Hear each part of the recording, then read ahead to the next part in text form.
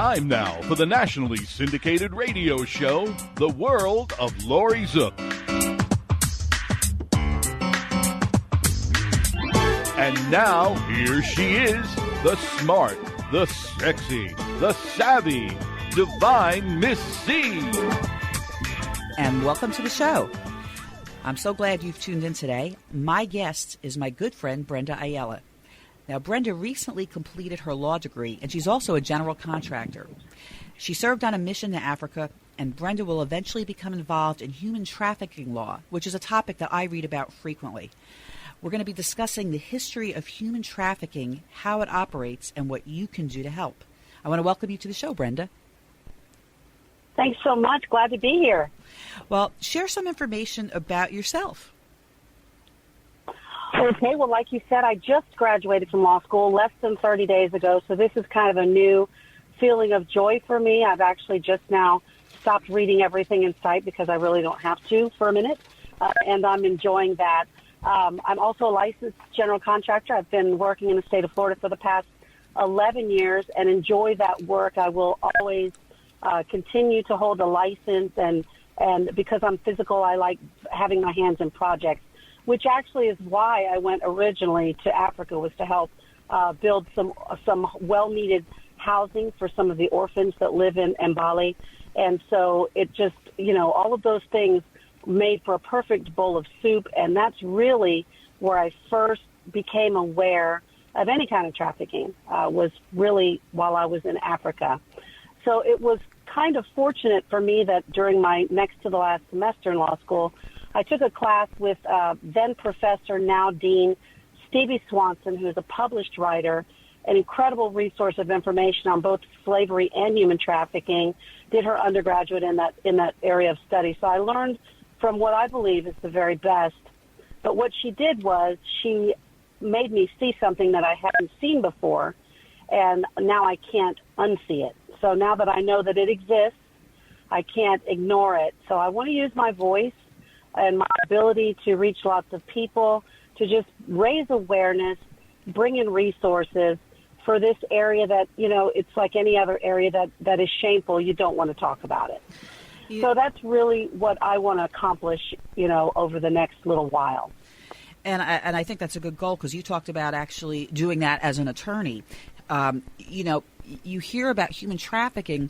When I read about it, you mostly hear about it in other countries, but it's also prevalent in the United States. How would you define human trafficking? Well, I think what we see the most in public and in the media is the sexual side of human trafficking. So lots of runaways, people that come from other countries that might be illegal, just looking for a way to survive. Before they know it, they've been reeled into an area that they can't get out of. And you mentioned, we normally hear about this in places around the world, but in fact, every state in the union has been affected by human trafficking. Here's a statistic that I think is pretty sad. In Florida, we are number 3. We are ranked number 3 in the entire country for incidents of human trafficking. And that is a sad, sad number when you think about it, because this is a list you certainly don't want to be at the top of. So for me, that's a public cry. It's pandemic for me because it's worldwide, and it's an area of law that I feel like I can use my skills to bring awareness to through legislative action. I want to be a voice for people that can't really help themselves. That's really super important to me. Now, it's in other countries. Would you consider this a global epidemic? Is this slavery everywhere? It certainly is. It certainly is. Wherever you go, there's a predator or a parasite looking to take advantage of someone that's a weaker vessel, a weaker person in need. That happens everywhere. It's a human condition. So if there are, people that don't tend to do things on the up and up, they're going to find another way to satisfy their goal, meet their own needs, and usually it comes on the backs of other people. That's the worst part. It comes on the back of people that are already oppressed, people that need companionship, people that are lonely, isolated. All of those things are benchmarks for a trafficker. He will look for those things in people. Now, do you have any idea, Florida, United States, the world, how many victims are there? There are hundreds of thousands of victims internationally. It's a huge number, and you'll find some of those statistics on for instance, Sale of Freedom will have all of that information for you as well. But there are plenty of places that have human trafficking, and it's going on right around you. So hundreds of thousands of victims are international. There are, upwards in the hundreds of thousands, 100,000 in the States. So it's happening everywhere. Florida, unfortunately, is number 3, and that's a number that we have to get down dramatically because this affects everyone, not only children. Now, you talked a little bit about why you were interested in human trafficking. How does the law work here? I don't know if you can answer, but how does the law work here in Florida, internationally? Is it federal or by state? To me, it's mind-boggling that there can be hundreds of thousands or who knows, maybe millions of people that are enslaved. So can you talk about that a little bit? Yes. Well, there is a federal law that speaks to human trafficking specifically. In the state of Florida, we have a version, as does every other state, a version of that law. For us, if you look at our statute, 787 speaks about human trafficking, kidnapping, those kinds of things. .06 speaks specifically to human trafficking, and it is federally recognized as an issue. Each state individually is coming up with their own laws to varying degrees. But I think it has to be much more, because when you hear about some of this, it kind of makes your mouth fall down. The National Human Trafficking Resource Center, if you look that up online, you'll see some of the numbers, and you can go to each state's site and see what their specific rule is regarding human trafficking. Now, I would think, with people, you can find statistics for a lot of the questions I'm answering online, but my personal guess would be it's much higher than what you actually see, because how do they even know how many people, are enslaved? You make the point exactly. So many people don't report it. It's a shameful thing in their mind. Once you've been abused in this way, you don't feel good about yourself.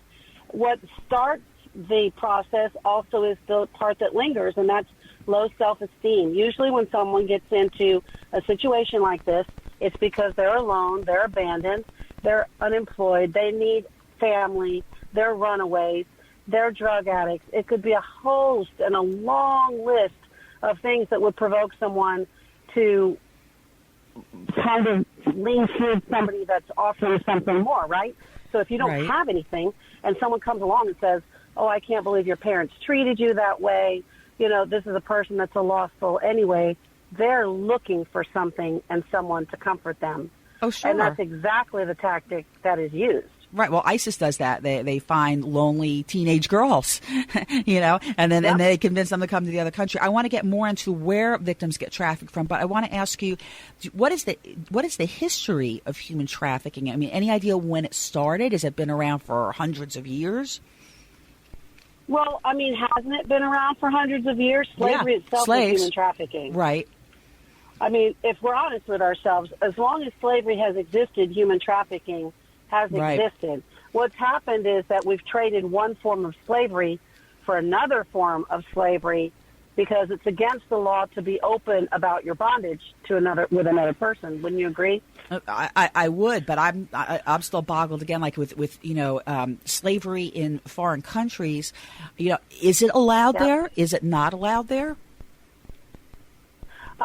Some countries allow it. Some countries allow it. It's very open. I mean, if you look at places like China and the Philippines, it's very open and discussed, and it's just what it is. Little girls in Asian countries that I know of and I've read about recently, girls don't have a high economic value in China. So some of these girls are just given away, sold. They're sold to people that would traffic. They would lead them into prostitution. Some of them are shipped out to other countries, parts unknown.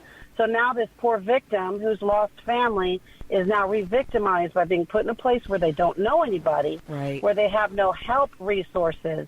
They have no connections to human life because isolation is the best tool of an abuser, and a trafficker is certainly an abuser.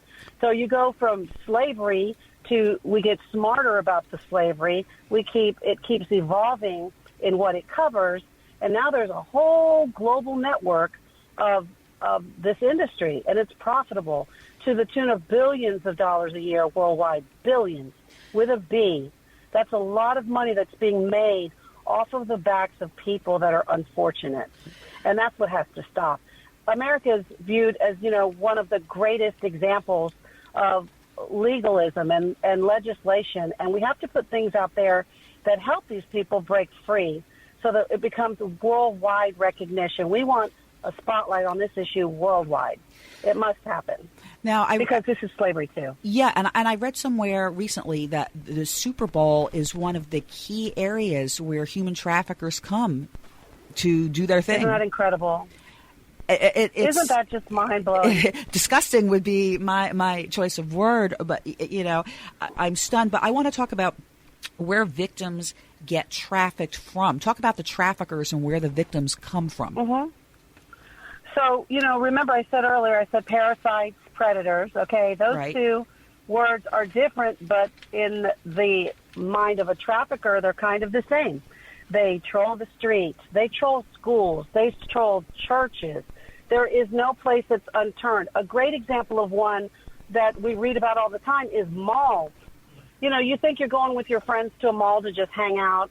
Maybe they see somebody in a crowd of girls or boys. It's not unique and specific to women and girls. This happens to everybody. So if they see somebody in the school of fish that doesn't quite belong, or looks like they feel awkward or not really welcome, or just look troubled, looking down, low self-esteem. The weakest link. That is a perfect target. The weakest link, yes, indeed. That is a perfect target for a trafficker. So let me carry the girl scenario out. Okay. Girl doesn't feel good about herself. Maybe she's young, preteen, tween, 10, 11, 12, 13 years old. There is a term in human trafficking that Stevie Swanson quotes as saying Romeoed. Somebody is Romeoed. They are romanced into their own bondage. So a trafficker would come up and be very charming. They might tell him, well, you're the prettiest girl in the bunch. You're so great looking. Let me buy you a cookie and a Coke, whatever it is, to kind of pull her away from her hurt a little bit. Now, this might be someone that doesn't feel good about themselves. So they take that opportunity to create a very unreal bond with them. They romance them, hence the term Romeoed. Because once they've got them in isolation and once they have them believing that they have an interest in genuinely taking care about them, they make for a much better victim. Because now they're isolated, now you trust me, and now I can take advantage of you. So it's not, and that would be the same scenario that would use not only for sex trafficking, but forced marriages. I mean, organ trade, the list goes on, labor trafficking. It's all the same. There has to be, they're selling the sizzle, which is why they're getting victims in the first place. So they're appealing to what appears to be missing, and that's the key in to losing your freedom. And it's making me think, and I'm not a parent and you are, but do parents nowadays or do the schools even talk about this topic so that, someone doesn't, so that a kid does not end up in this situation thinking that the person they've met is really their friend? It makes me think of that old phrase, stranger danger. It's so true. Stranger danger still exists. The strangers are just getting slicker about how they present the danger. So I would say this. I know that there is awareness. I know that there are public forums. I know there are dollars spent in education. But really, this is the responsibility of a parent. I am a parent, as you said. I have a boy and a girl. Love them to death. This is a conversation I would have immediately if I have children, to recognize signs of someone that's trying to lure you away. Because this is a predator, but he's also a parasite. He's going to make money off of the backs of these children for his own survival or her survival. I say that meaning both sexes. It could be either. So yes, there are programs in place that educate, but the real responsibility is going to be on parents. And I'm talking about from the time your kids are little, 5, 6 years old, when they have cognitive thought. Once they understand what a stranger is, you need to be talking to your children, because this bond between this parent and this child about being open and honest in the discussion is the thing that's going to prevent that child from being able to be isolated. There has to be a connection. That child has to feel connected to someone to keep them from going to something else. Okay, now what about social media? Are girls approached, or even guys, are they approached on social media by traffickers? All the time. And that's probably the easiest access of a child or a young adult, or maybe someone who doesn't know the language. Social media is everywhere. It's on our phones. We couldn't get away from it now if it was our heart's desire. It's everywhere. So that's a great place to be profiled and checked out. You ever notice that you're getting Facebook requests, friend requests from people you're already friends with, and you're like, what's going on here? Right. You never know who that is. It could be a hacker. The duplicate account. It could be a trafficker. It could be a drug dealer. It could be any number of ill repute. It could be anybody. So, again, that's another conversation. We got to get smart about talking about this stuff. When you bring stuff into the public eye and into the light and into the area of public awareness, it doesn't stand a chance of survival. Once everybody knows it's happening, then the trafficker is known now. This person becomes observed. Now we start to know what to look for. It starts from the time a child is small, and you continue to remind them of things to look for as they get older, because as the child gets smarter, so does the trafficker.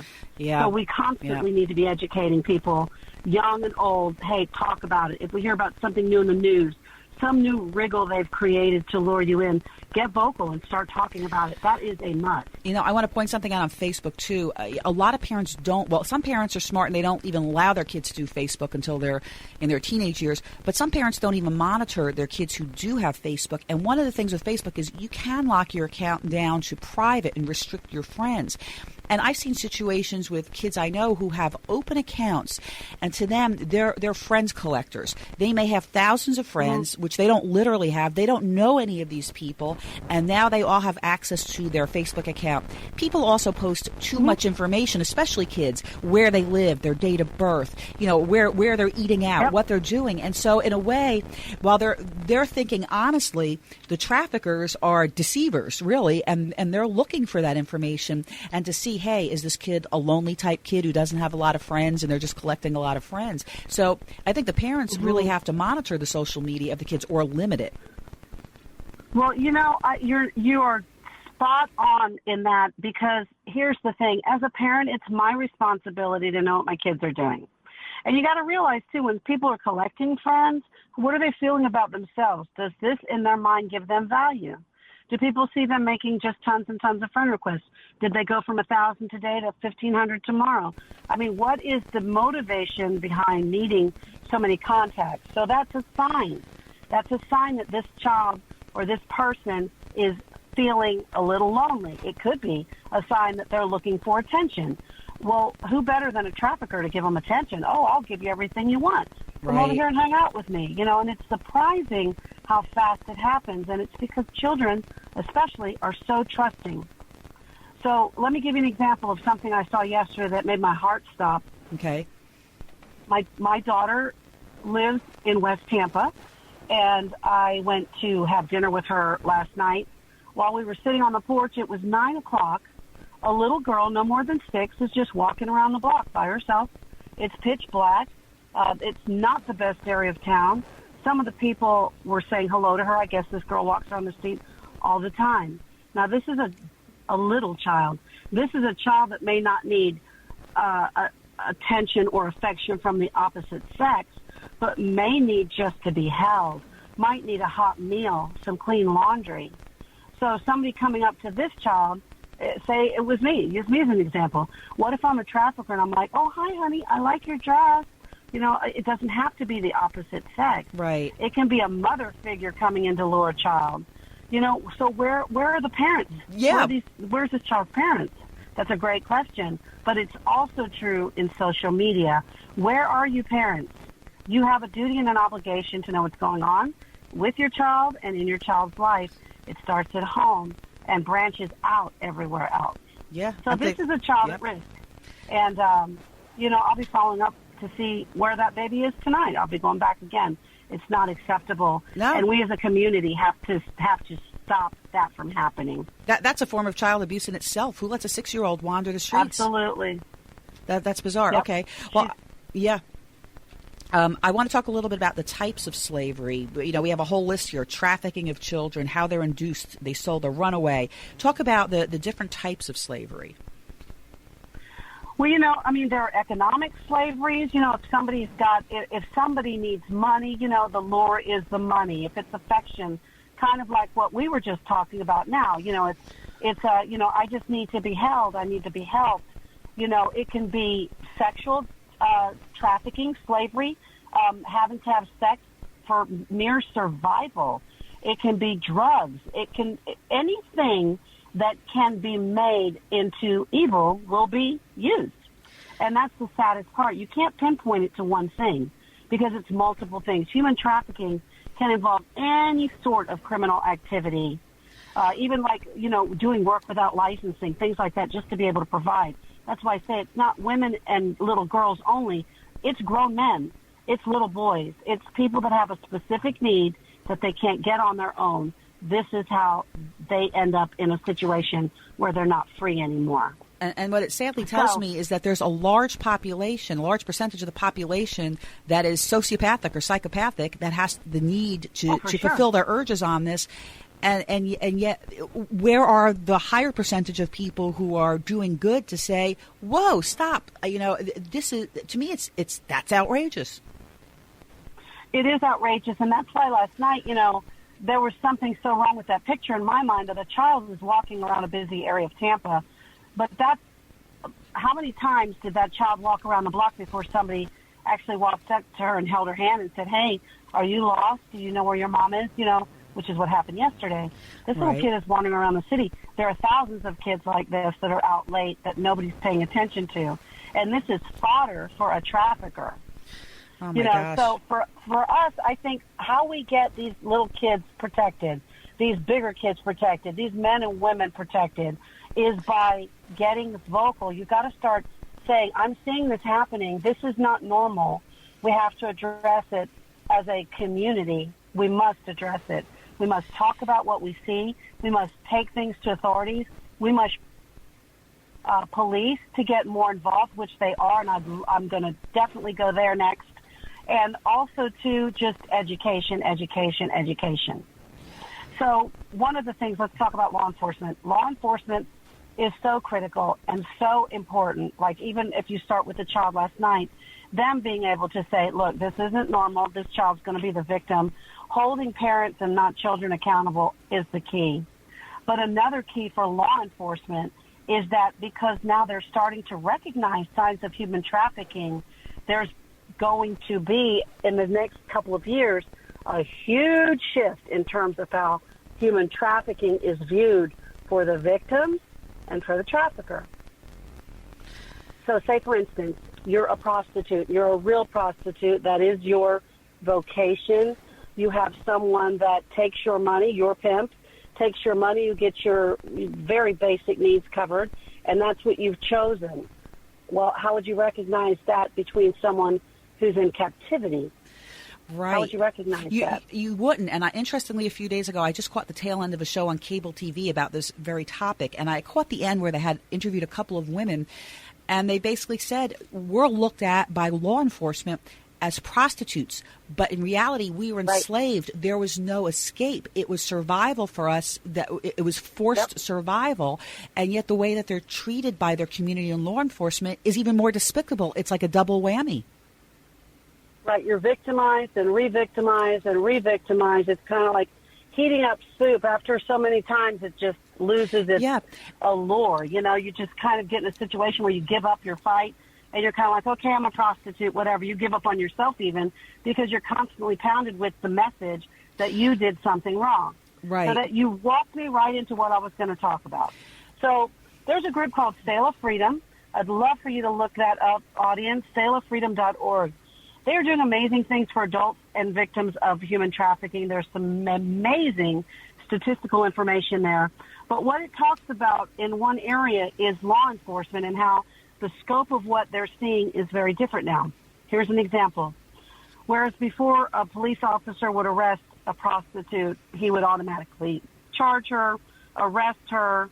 Where's the John? He's running away, jumping in his car, going back to his wife and his kids.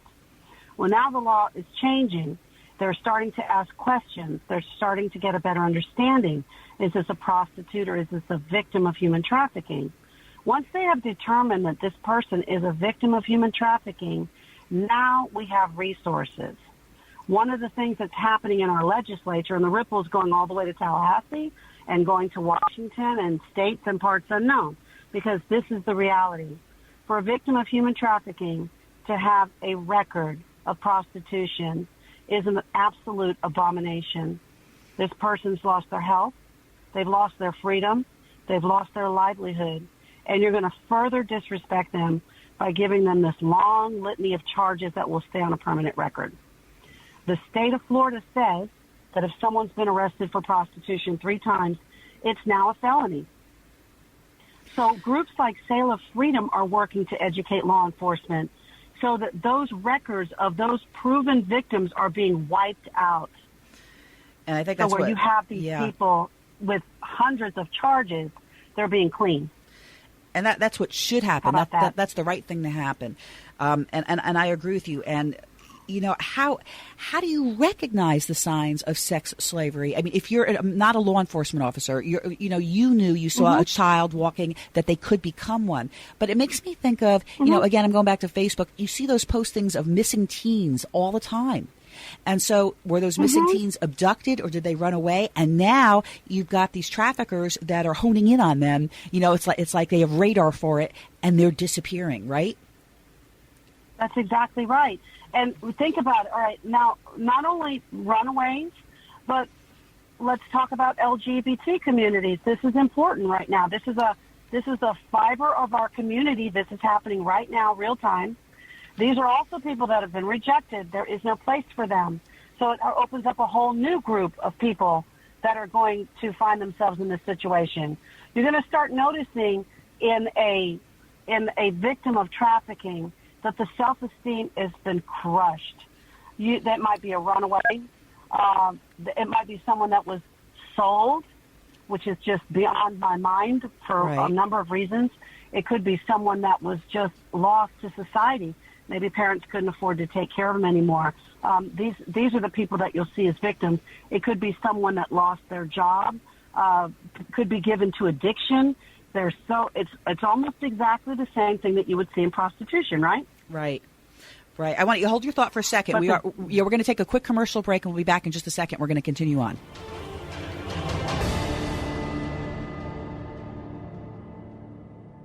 Central Payment, your number one credit card merchant service provider in the industry. Providing e-commerce solutions, POS systems, standalone terminals, mobile apps, and much more. Call Central Payments James Carner at 813-777-4332. Looking for the lowest rates in the industry and number one customer service? Call Central Payments James Carner at 813-777-4332. That's James Carner, 813-777-4332.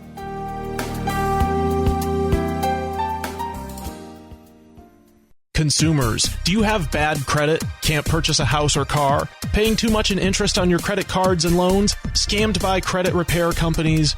There is hope. You can get back on track and do it the right way. Call Credit Education Consultants today at 813-500-6064. That's 813-500-6064. Or go to crediteducationconsultants.com now and get the help you need. Don't delay. Call today. Mortgage reps and realtor inquiries are also welcomed.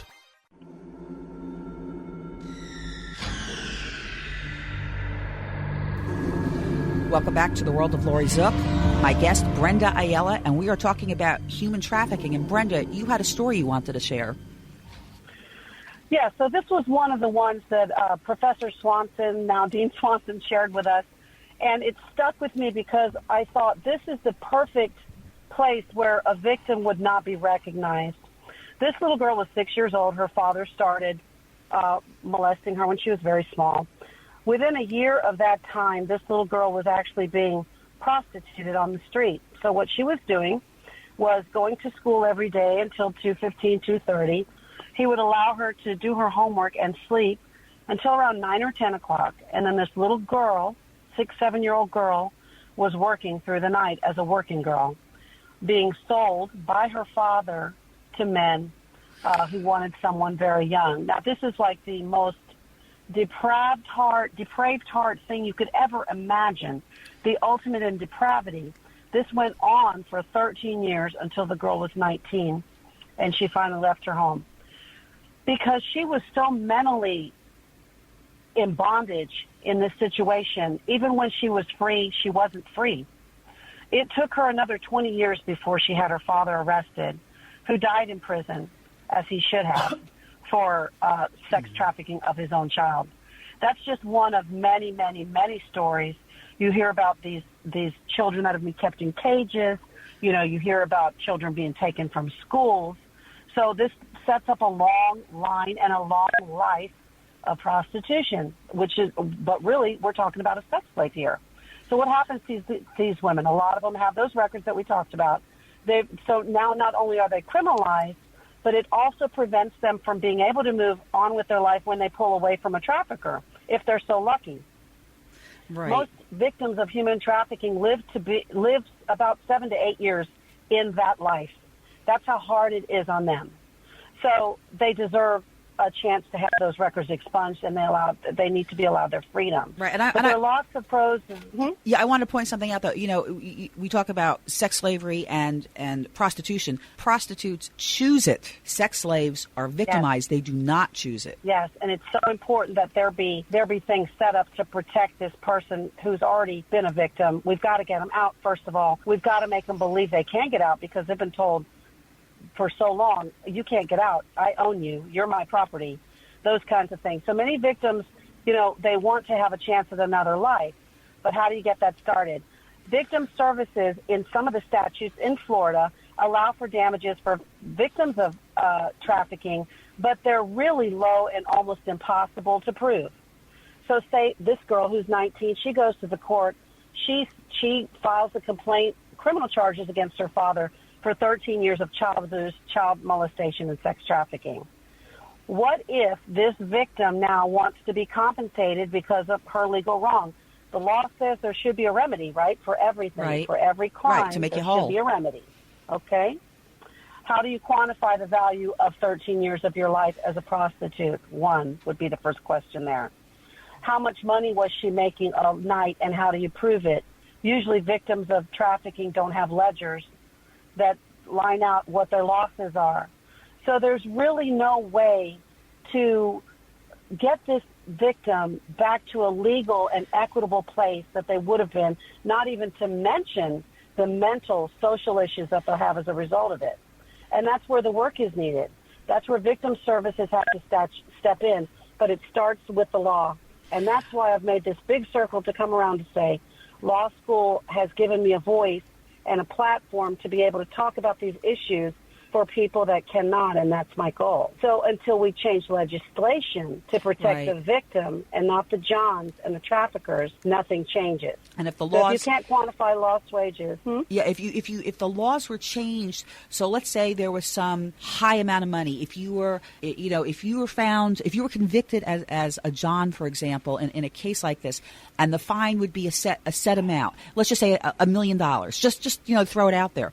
Do you think that having laws that would have monetary fines and jail time might stop the traffickers, or do you think not really, because it's such a lucrative business? Every time you put a law in place, somebody who has a criminal mind will find a way to work around it. I mean, you see it everywhere. You see it with lottery tickets, food stamps. You see it with everything everywhere.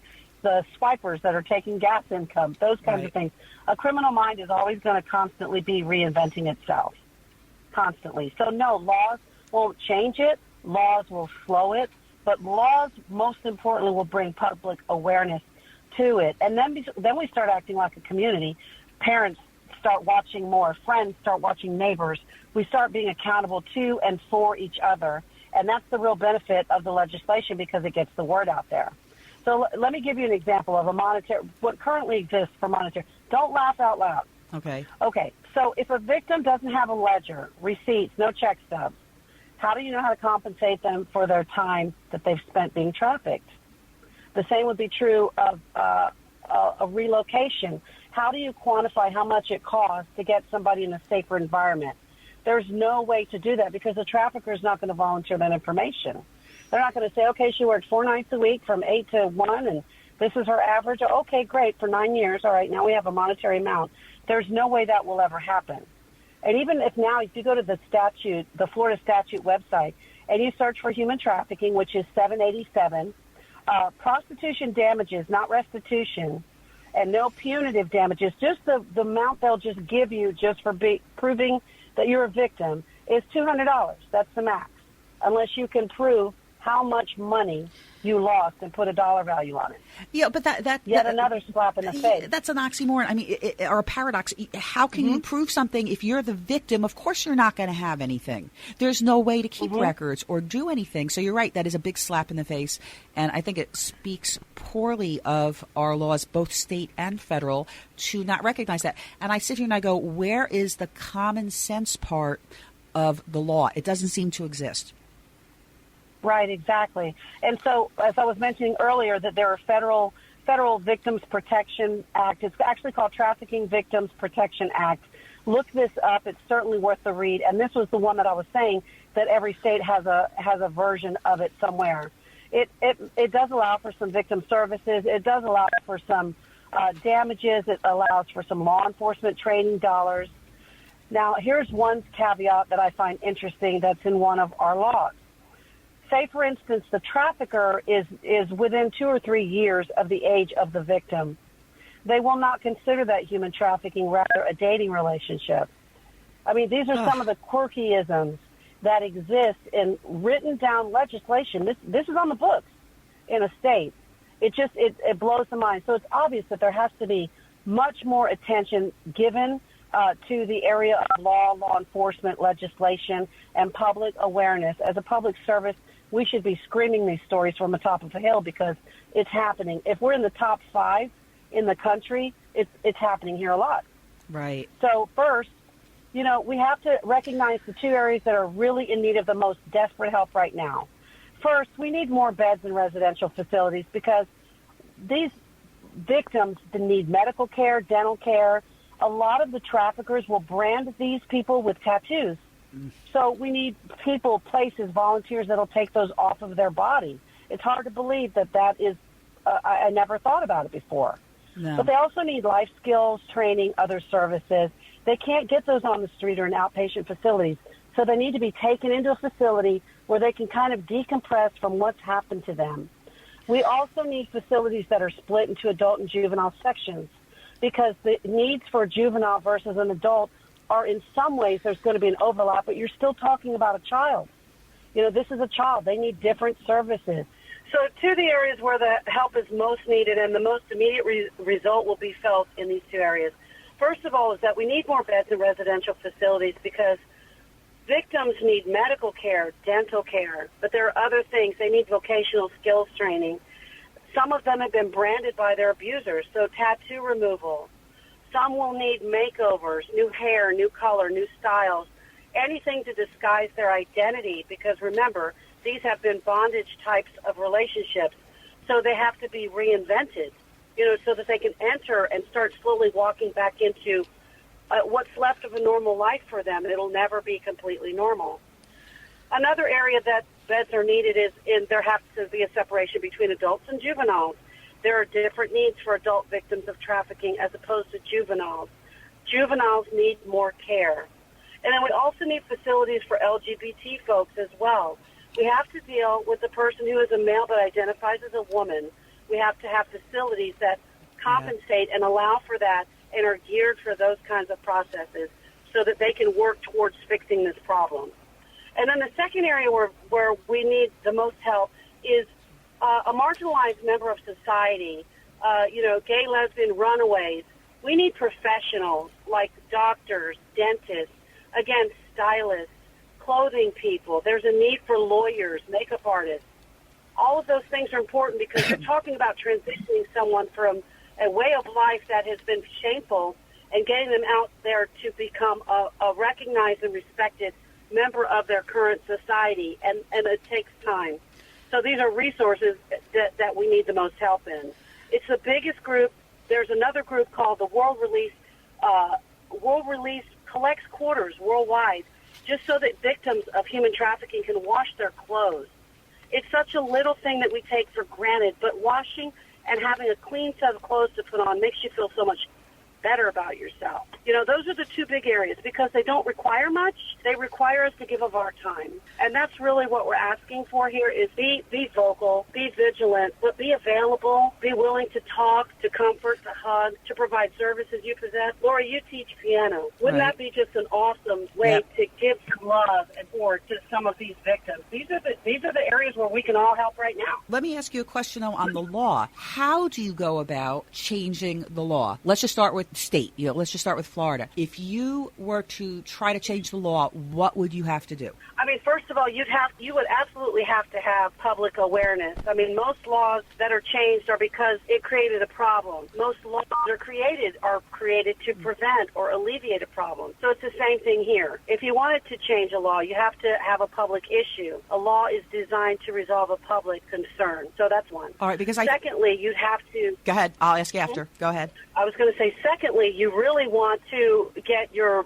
leaders in your community to hear your big idea, to hear how your law or your legislation could potentially change it. Now you're doing what's called building momentum. You want that thing to become a bill. Once something becomes a bill, then it has an audience in our Congress. That's the way our law's set up. Remember, I'm just a bill? It works exactly that way. A law, a bill, which is first, before law, is ultimately created to alleviate or prevent a public concern. And that's how you get laws. This is clearly a problem that must be addressed. How we do it is by getting vocal and making enough noise and making enough people uncomfortable that it has to be heard on the Hill. And not only our Hill, but Alabama, Georgia, New York, D.C., Oregon, wherever. It has to be heard nationwide because it's a global issue. Now, let me ask you, I see a lot of these online petitions, for example, like change.org. Is that something you've ever thought of doing, or are there any that you know of where, somebody posts a petition that says change the law, or usually they're specific, but supposedly if you reach a certain number, I'm going to throw it off the top of my head, it might be 300,000, but you get a certain number of people to sign a petition and it goes to the White House. I believe that they actually have to respond back and take a look. If you did it, just for example, in the state of Florida, maybe geared towards your senators or Congress people, whoever be looking at it, is that something that you would consider doing? Absolutely, and you can call those people, too. We forget one important factor. They work for us. So when people start calling, they start making that wheel squeak a little bit, they have no choice but to pay attention to their constituents, right? So why not? Why not make those phone calls? Change.org is free. Yep. All of those online surveys and petitions are free. Why not use them as a tool to open, at the very least, a dialogue, a conversation? Let's get more vocal about this. Lots being done now, but there is so much more work to be done. And those public forums are awesome tools. They're wonderful and amazing, and I encourage everybody to get online and start being vocal because that's why we're here. America is a land of people that want to change, so let's change this. If anything, let's change this. Now, let me ask you about economics. Is it more likely, as far as the human trafficking, it seems to me that it's more likely that poor people, are induced, people in poverty or their children. Do you have any idea, like financially, if that's true? You don't really hear about rich kids, ending up as slaves. So it seems to be poverty. It's very rare, but you're right. The economic, the faction of society that is poor, impoverished, just kind of isolated from the rest of society because of their economic circumstance. Think about it. As a mom, I'll do anything to protect my children. I'll do anything to make sure there's food on the table. I'll do anything to survive. That's the position that you find yourself in these economic, slavery relationships. That's exactly what they play on. So, people that are disadvantaged, disabled, maybe mentally unstable. Again, I say addiction. Addiction covers a host of areas: food addiction, porn, alcohol, drugs, whatever the addiction is. It's more likely that person will be a target of someone that's a predator/parasite. So that is probably the biggest issue because you can't survive without some kind of money. Right. You just can't. Now, I want to go back for a moment to social media because I read that ISIS uses social media applications, not necessarily Facebook, but I've heard that as well, but other applications that are available to actually sell children for sex or sell people for sex. Are you familiar with that at all? I am, and it happens. And, thank God there are agencies throughout the country that are setting up things and fake websites to catch some of these predators, and you're merely scratching the surface because they'll continue to come up, they'll continue to arise. But yes, they use sites, but so are we, and that's really a good ending to that story. Is that yes, traffickers are using websites and social media to get victims, and our government is getting smarter and putting websites out there to attract traffickers so that we can start getting some of these people off the street. And I'm really happy to see that.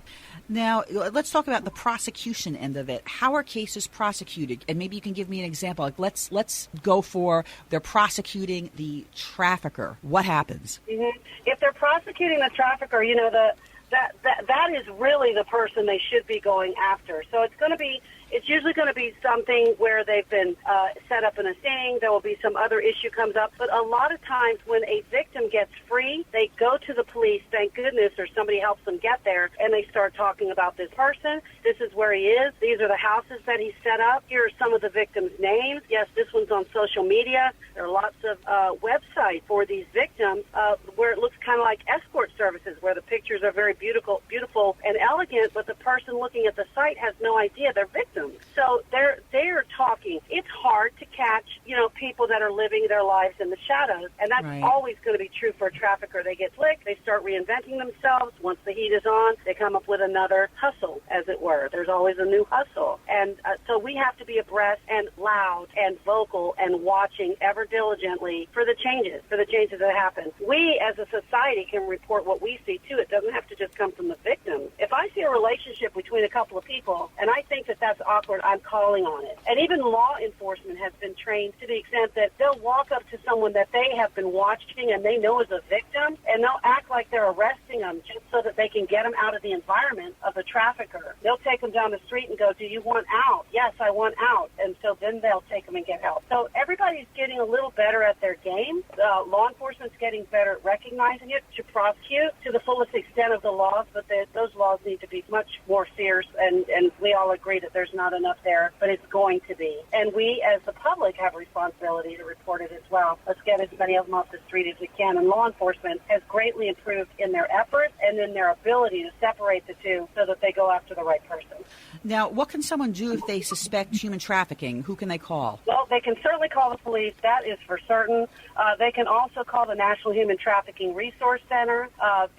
And that's also a website that has great information. It has a list of 12 things to look for in somebody that you think might be being trafficked. And then we go back to that first thing we said. Education is everything. Knowledge is power, and what you know can save somebody's life. So right. if you can call the 800 number, 888-373-7888. If you suspect someone is being trafficked, call 911. Call this 800 number, 373-7888, and let's get these people some help. Okay, now we're going to wrap up in a few minutes, and I'm definitely going to have you back to do another show. Tell me quickly, what is the Polaris Project? The Polaris Project is a non-governmental agency that administers a hotline nationwide with very little funding, I might add, but they do such a great job. This site actually ranks the state in tiers based on the criteria, the 12-step criteria that we were just talking about per state. That is an incredible resource. If you really want to kind of rip the Band-Aids off of your eyes, that's a great place to go and look for information. That's actually where I found out that Florida was ranked number 3 in the country. It's a very sad day when you're on that list, in the top 5 for sure. But it does it with very minimal funding. So these are groups, where we said we need more help. This is an area that would be a great place if your help is donating. Donate and give these people some more resources so that they can get the word out. But it's a great resource, not regulated by the government, so none of the information on it is controlled or contained. It's just the honest truth. I had a visual moment here. I'm thinking, I'm involved with the dog rescue for a long time. And so, you see animals in cages, but you mentioned earlier about children in cages. And, if somebody saw something like that on TV, I think, or on Facebook, that would kind of be a shock reality to what's truth. Well, you could only hope so, right? I mean, we as a society have become so desensitized to human suffering. Would we? I hope we would. I hope that would be the thing that just rips our guts out so that we get more vocal and more active. But society, I mean, we have kind of put blinders on about things that are uncomfortable around us, and we can't do it about this anymore. Too many people, too many times have lost their voice, lost their freedom, lost their health, lost their lives because we're not paying attention to it. Right, exactly. Now, we got about 3 minutes before we wrap up, so just quickly touch, because this is really a topic for a whole nother show. Psychology. What happens to victims psychologically? I mean, when they're a slave, it's almost like they're a lost soul at that point. But really, if they escape or they get out of it, can they ever integrate back into society? I don't know. I think about that question and I go, wow, that's a toughie. It's so hard because you look at like even some of the news stories that we've seen where the little girl was kidnapped at 12 years old and she was released or got away at 18 or 19 years old. She's still Elizabeth Sweet. I remember that story distinctly, and I've seen interviews of her since that time, and it took a long time for her to kind of come around to where she would interview kind of more vocally with less boundaries. You can only imagine if someone takes your freedom, what will a person do to get their freedom back? I mean, really, we'll do anything. But once we've been in bondage that long, you don't trust that you're really free. That's the first of the psychology. You've been browbeaten so badly. You've been told you are owned by other people, that you have no life, nobody loves you. And you're going to look over your shoulder. You're going to look over your shoulder for the rest of your life. The rest of your life wondering if that person's coming back after you again. So, again, much help, professionals needed, lawyers, doctors, psychologists would certainly go into the mix of that. It's so important to get these people talking and get them communicating with people that genuinely care and can tell them, hey, I don't know what you've been through, but I'm here. I'm willing to listen. I'll help you in any way that I can. And that could be anybody. It doesn't have to be a psychologist, psychiatrist. It can be someone sitting next to you in a group setting with their arm around you, just giving you appropriate human touch. Those little things start to change the psychology and the way a person thinks who's been a victim. It starts there. Well, your big things were legislation, education, and activation, and I would definitely like to have you back on another show. There's a lot to talk about.